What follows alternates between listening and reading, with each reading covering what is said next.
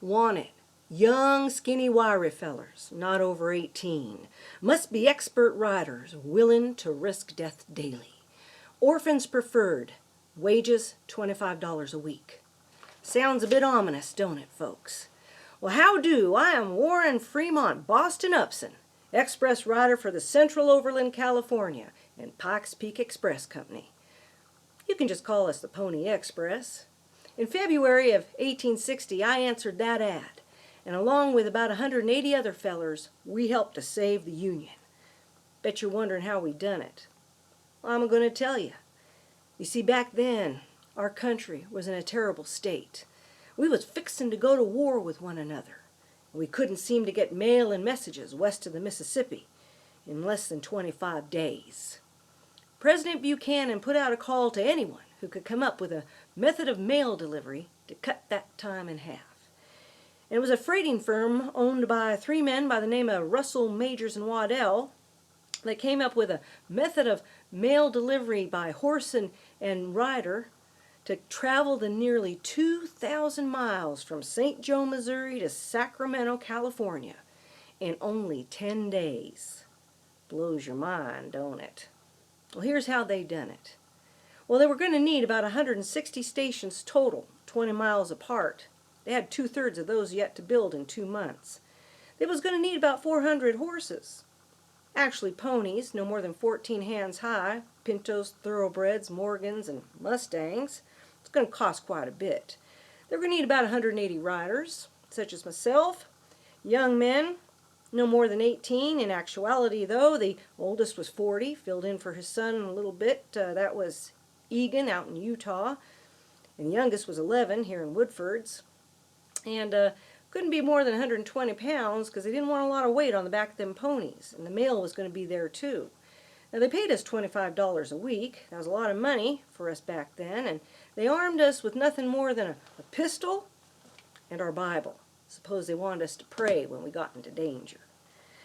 Well, we weren't necessarily orphans. They just didn't want any married men because we had to stay with the company the whole time. When we weren't riding, we were staying at the home stations. And it was such a dangerous job, what with the Indians and everyone out there, that if we had a family, the company didn't want to be taking care of them after we died. So, with the mail, they knew that there wasn't much time to change horses at the station, so they didn't depend on it being attached to a saddle. Now, they came up with a mochila, kind of like a knapsack with some cantinas, and that could be switched within 30 seconds from horse to horse, saddle to saddle. And that's how they kind of figured out how this system was going to work. And they were ready to start on April 3rd of 1860. Now, riders, such as myself, I'll introduce you to some of them. We'll start with me. You see, I was known as one of the most bravest and skilled riders in the entire Pony Express. I was born in Marion, Alabama, and came out to California when I was 15 years old with my father, who became the editor of the Sacramento Union. I learned to rope and ride from the local vaqueros, and I soon surpassed their skills. I became an excellent marksman, and I was a man for the outdoors. So when Bolivar Roberts, superintendent of the route, posted this ad, I answered it, and I was assigned to the most treacherous part of the entire Pony Express trail, right here in the Sierra. Now, most riders chose their horses for endurance. I chose mine for sure-footedness because I was walking my horse mostly next to canyons and through this terrible terrain, all in the winter with the snows. Now, my first ride took place on April 4th of 1860. I took the mail from Sam Hamilton out of Sacramento, and as I rode up through Strawberry Station, I hit a blinding snowstorm. I had to be guided up to the top of Johnson Pass and down the 2 miles of Holly grade, through Lake Valley, up over Luther Pass, around Grass Lake, down through Woodford's, and eventually to my easternmost home station. That would be Genoa.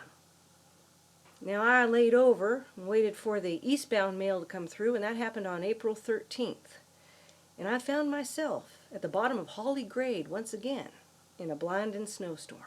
I had to pick my way up, and halfway I met a pack of mules whose packs had been removed, and the snow was belly high on them. I had to break the snow around every mule for myself and my horse. When I got to the top, I saw a bunch of men sitting around a fire, waiting out the storm. I didn't have that luxury. I had to make it back to my westernmost home station at Pollock Pines, Sportsman's Hall. There Sam was waiting for me, and I told him to speed along.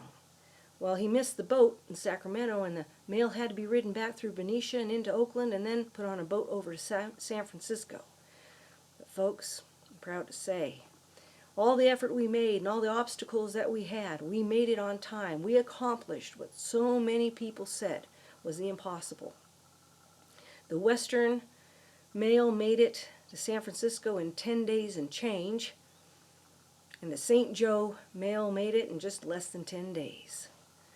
Now, I may have been one of the most bravest and skilled riders, but one of the most famous riders in all the endeavor was Robert Pony Bob Haslam. He was brought out here to finish Kingsbury Toll Road, and that was done so on May 12th of 1860. He was then assigned to Friday Station up at Lake Bigler. You'd know that as Lake Tahoe. So my easternmost home station became Friday Station, and I would turn the mochila over to Pony Bob, and he would head 75 miles out over Daggett's Pass, down through Genoa, and out to Buckland Station. Soon thereafter, they built Fort Churchill there.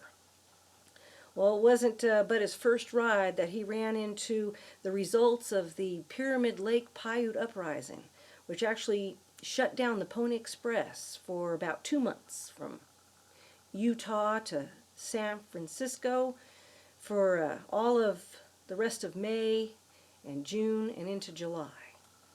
And he had the longest ride ever during that time, because as he could not replace his horses, and then when he got to Buckland Station, the next rider, Richardson, refused to go.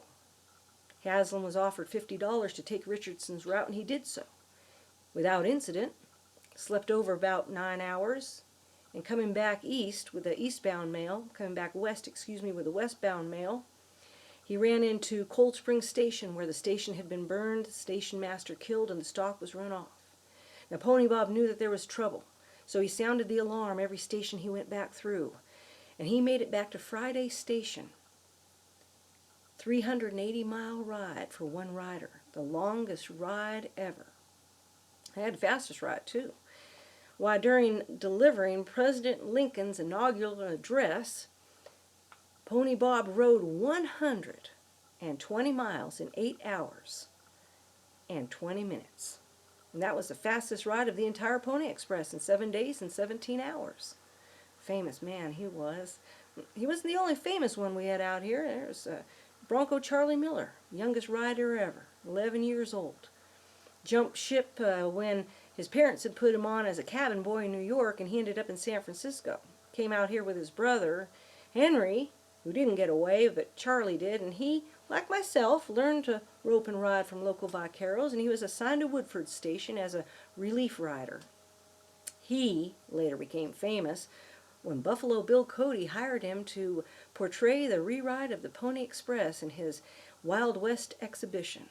Yeah, Buffalo Bill Cody, when he was 14 years old, he rode for a couple months out of Julesburg, Colorado.